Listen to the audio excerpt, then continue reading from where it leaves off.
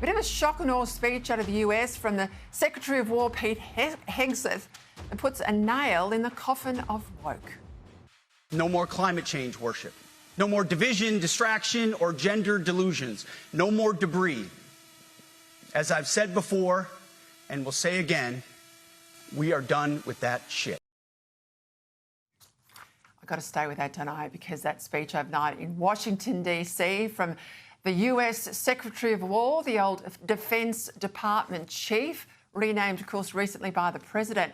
Well, it certainly sent shockwaves through the Pentagon, and very likely that's been ricocheting internationally. First up, Hegseth declared war on those in uniform not fit enough to do the job of defending US freedoms. It's tiring to look out at combat formations, or really any formation, and see fat troops.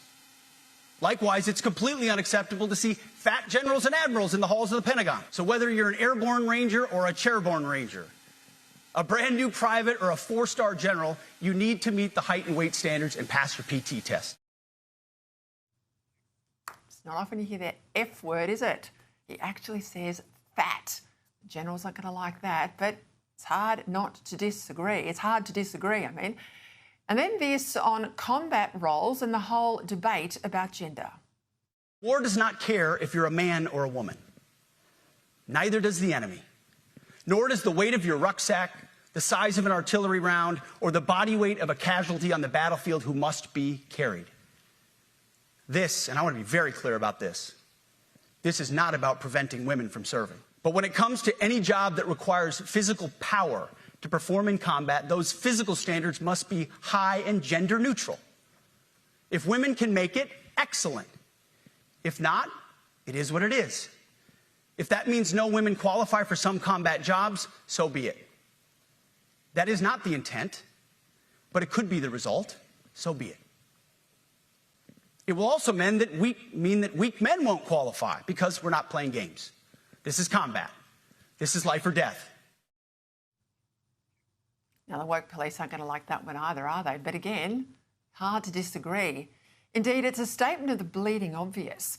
And yet it was something our own Andrew Hastie was taken to task over a few years back, when he also said that all combat roles should be open to men and women, but that they should only go onto the front line if they meet the high grade. When I think about some of the things I had to do in a close combat unit up at Bindoon, not far from here, live fire drills where you practice a man down, very aerobically intensive. You need fine motor skills. You're firing live rounds. I remember picking up an 85-kilo mate with my pack and webbing and my legs buckling. Now, I did that in training, but I worked with men who did that under fire in combat for a fallen mate. So I'm not going to resolve from what I've said in the past. Now, provided the fat blokes who can't do it are also shown the door, then that's fair in my book. After all, you can't say you want equality but then object when you get it.